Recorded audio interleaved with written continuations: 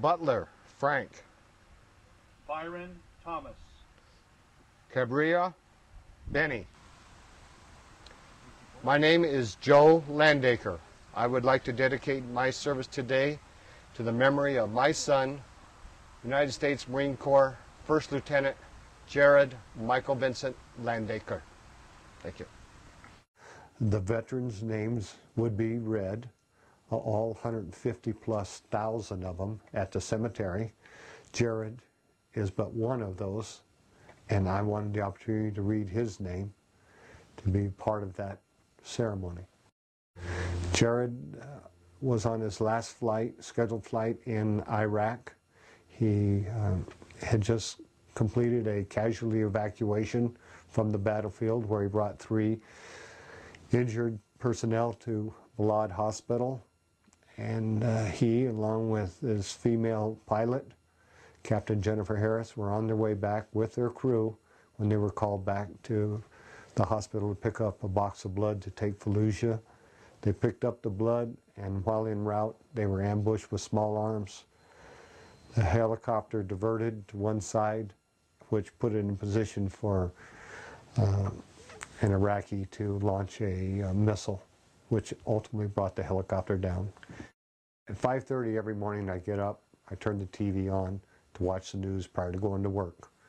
I did on that day of February 7th of '07, and I was immediately learned that a helicopter had gone down, a CH-46 in fact, the same kind of helicopter that Jared flew. I continued to watch the news. I believe at that time they did say that all 7 on board had died. I waited for hours to hear from Jared to see that he was okay. I had heard before when a helicopter went down, and he was able to notify me within about an hour, hour and a half that he was okay. In this particular incident, I waited all day along with his mother, and the word never came until about 4:15 on the afternoon of February 7th. We were notified by a Marine Corps captain, a chaplain, and a first sergeant that Jared had perished aboard the helicopter. The whole world just shattered. It brought me to my knees, began to cry, hold his picture, or held on to his picture. Just couldn't believe that we had lost our son. And our whole life has been different ever since that day.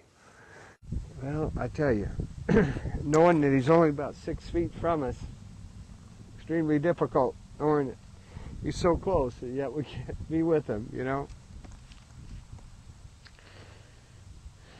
Yeah, I sure do miss him.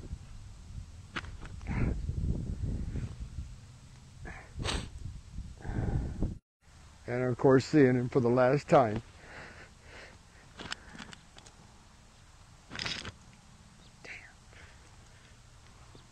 Do miss you, son. Think about you all the time.